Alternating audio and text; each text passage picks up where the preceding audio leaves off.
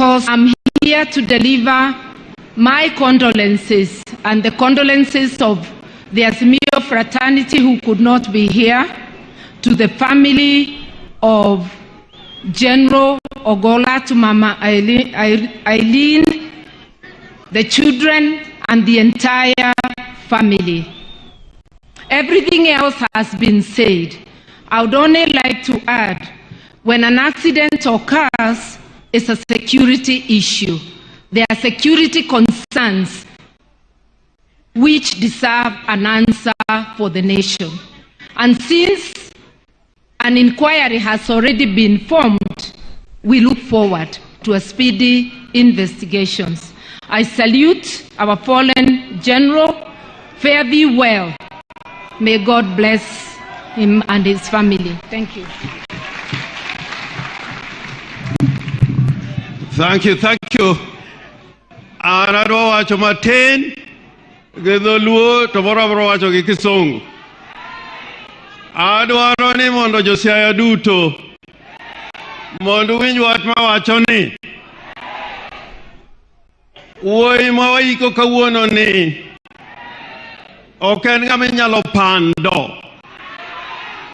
En wuoyi mathuon kendo en ruath. Emomiyo kata kineno liete mang'eny ma ji bedogo, to ok inyal neno ka ji owuok oko kaka ji owuok ni General Ogolla. An adwa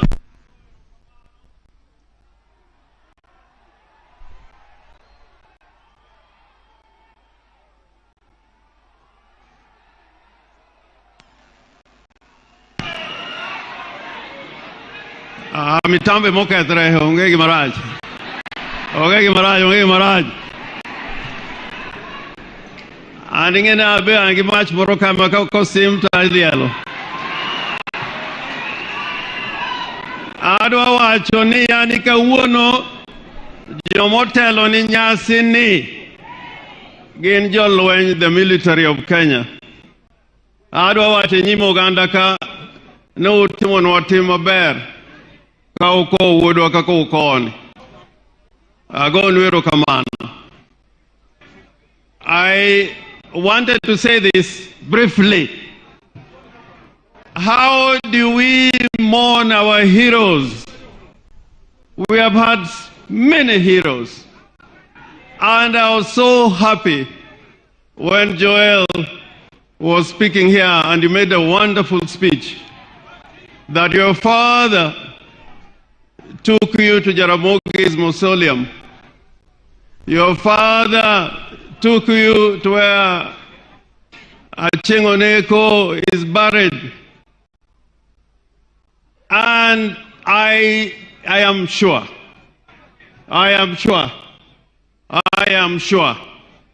that your father wants you to be part of the history of his people. I want to say this without fear of contradiction. We have mourned many times, and that's why sometimes people mistake us. We have mourned many times, and we have mourned heroes. We mourned Arguing Skodek, we mourned Tom Mboya, we mourned Dr. Uko, we mourned Odhiambo Mbai, and today we are mourning General Ogolla. I therefore plead with anybody who is here, you must allow Kenyans to mourn their heroes the way they can. When I was coming here, I followed a different route. The one from Luanda to Wagai. And the whole route was full of people waiting for this gallant son of ours. Many were waiting. I just hope that this time around, we will, with the investigations which are undergoing, will come to the final conclusion and outcome of how this happened. And I was taught in investigations. Your Excellency, I was a lead lawyer in the Oko trial. In the Oko trial, there were many investigators, international, FBI, and Scotland Yard. And the first rule in investigations is that you don't rule anything out. If you want to carry a true investigation, don't leave anything out. So we want to be assured that nothing will be left out so that the truth comes out. The truth comes out. Your Excellency the President, just like Atandi has said, when you retire and think of appointing other positions, you see what he has pointed out, that you think of somebody from this community to be in that position. And this constitution does not say that you must vote for so and so in order to be in government. We want a government based on our constitution, so that when these positions are open, like you did in appointing the chief, you open it to the entire republic. Finally, as General Ogolla rests here, I beg you, Your Excellency, that let General Ogolla not be buried in doubt, and the lingering doubt. And I was in Bomas of Kenya. I was there. I was not an agent, but I managed to go there. The lingering doubt is that there is this allegation that General Ogolla went to Bomas to try and change the elections. If you accuse Orengo of me, you can accuse me. I can plead guilty. I know, even when I went there, I was just overpowered. I was just overpowered. But if you accuse Orengo, I think that it would be a reasonable accusation. But General Ogolla, the way I know him, and I've gone to see him, even on political issues, and he will tell me, if it is that, wachana nayo. Ata Murkomen told me that when he went to see Murkomen, it was just about development. So Murkomen, hiyo uwanja wa ndege uambie mkubwa, hata mimi nilishamwambia hiyo uwanja ya Gombe mfanye haraka, tuone ya kwamba huyu jenerali alikuwa anatupenda zaidi na zaidi. Asanteni sana, na Mungu amweke mahali pema peponi. Thank you, Governor of SIAYA. Your Excellency, on behalf of the Ministry of Defense and Kenya Defense Forces, and as a person who worked very closely with General Ogolla as a Vice Chief of Defense Forces and as the Chief of Defense Forces, personally, I have lost a brother. I have lost a colleague. I have lost a member of the Defense Council. I have lost a general who has put the security, the sovereignty, and territorial integrity of our country.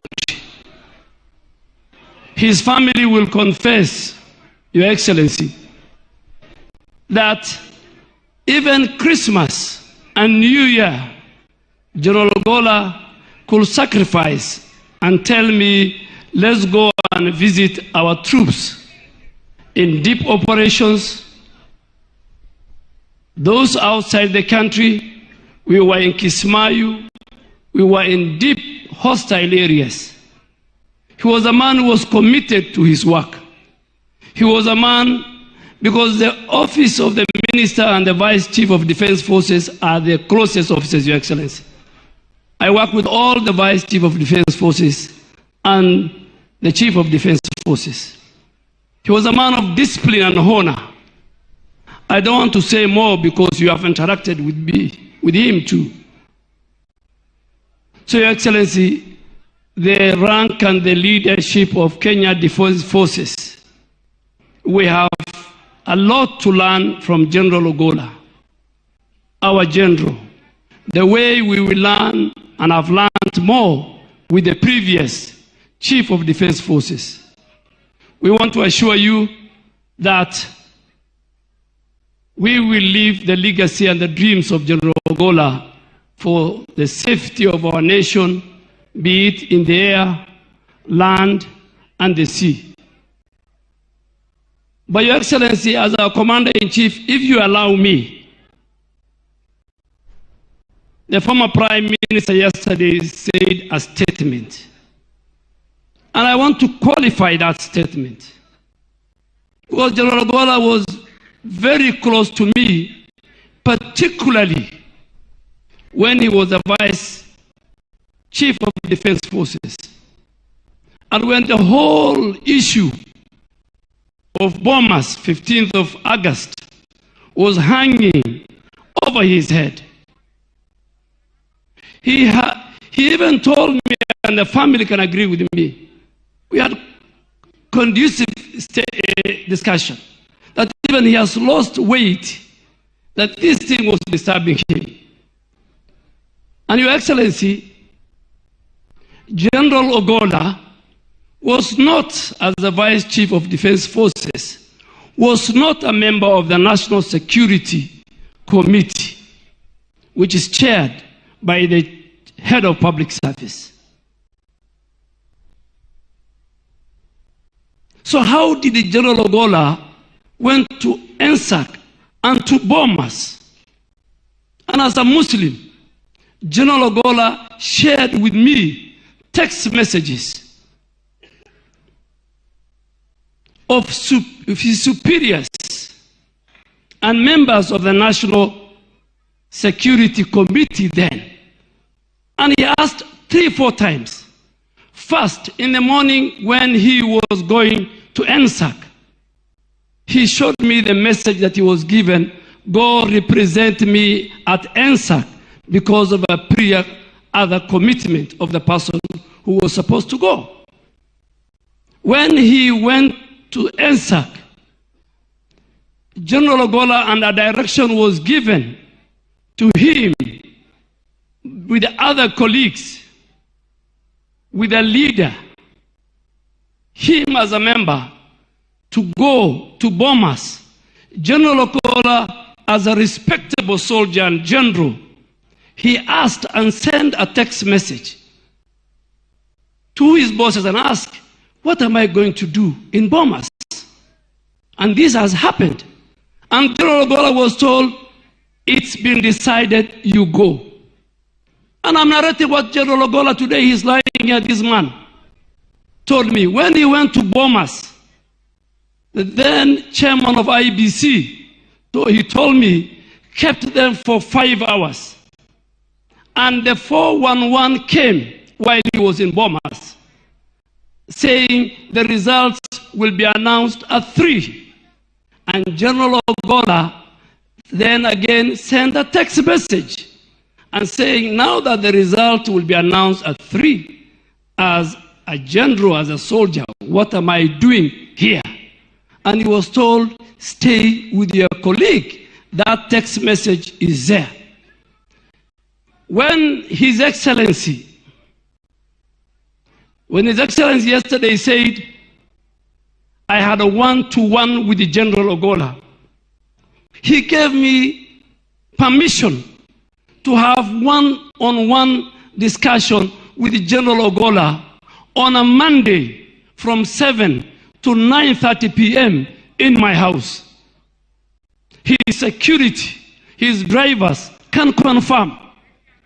And when he convinced me, because he was a man of God, when he convinced me is when he got an opportunity to relay and talk to the president with those three statements at the end of his discussion with the president.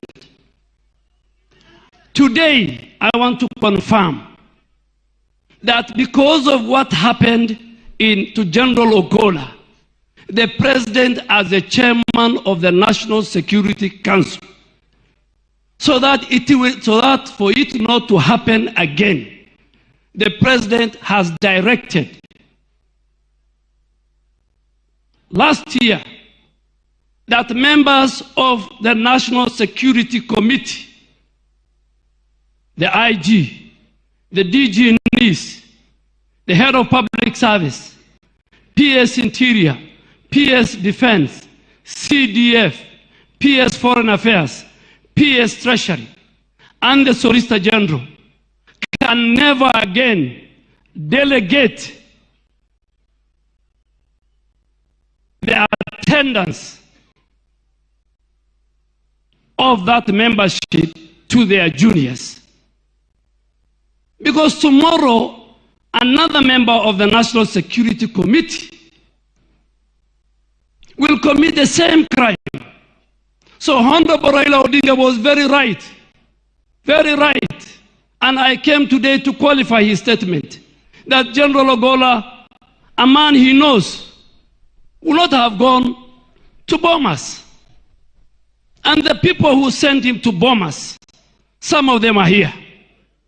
Some of the people who sent him to bomb us, some of the people who sent him to bomb us are known. They are members. So sometimes, the way Joel said, let us not create a false narrative about General Ogolla. Your Excellency, allow me again to make another confession as your Minister for Defense. Many of my colleagues ask me, you used to be a vibrant politician, you have changed. I have changed because I went to a different environment. Your Excellency, when General Tonje introduced that gentleman's agreement, there was General Opande, who he recommended to be the next CDF.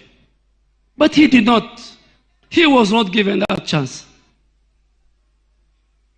Many, the law says that a CDF will serve for 4 years or at the attainment of 62 years, whichever comes first. Your Excellency, this region has produced decorated generals. General Owiti, General Opande, and many others. But because you wanted to change Kenya, you said we must kill ethnicity and regionalism in our country. Your Excellency, and I want to confirm to the nation, there were many people within even our ranks who said General Ogolla should not be appointed. But they had only one reason. Very unfortunate. Very unfortunate, the reason of 15th of August. They forgot all the other credentials of General Ogolla. Your Excellency, you have confirmed to the nation you are not a petty leader. You are not a vengeful leader. You are not a person who will follow what happened, Your Excellency. As your Minister for Defense, you made a deliberate, with a finality based on the credentials. He was a smart general. He was one of our finest F-15 jet fighter. He has trained everybody here, including the current Air Force commander. He was a man of humility. He could walk to my office and to all the offices. I could walk to his office. Your Excellency, one day he came to me and asked me in the holy month of Ramadan, Minister, can I fast with you for 7 days?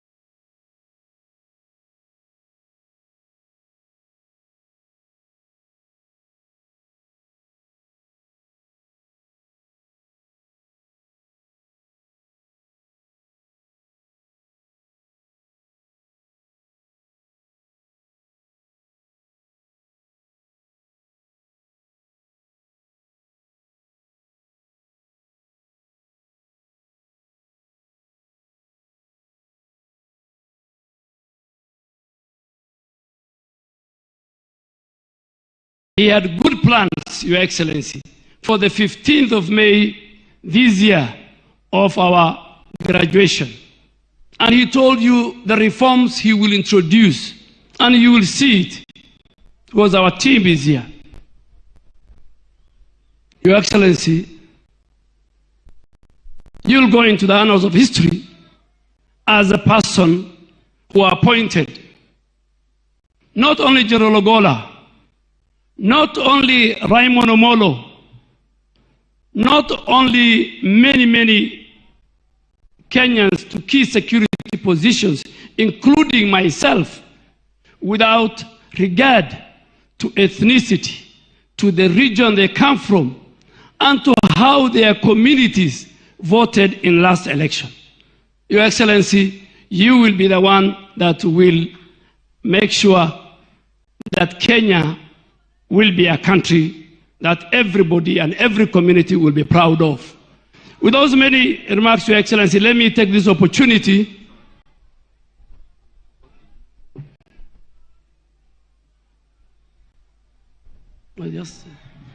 Your Excellency, managing coalitions, as you know, is never easy. I need to tell you that I spoke on behalf of Mwangi Wairia, the party leader of Usawa,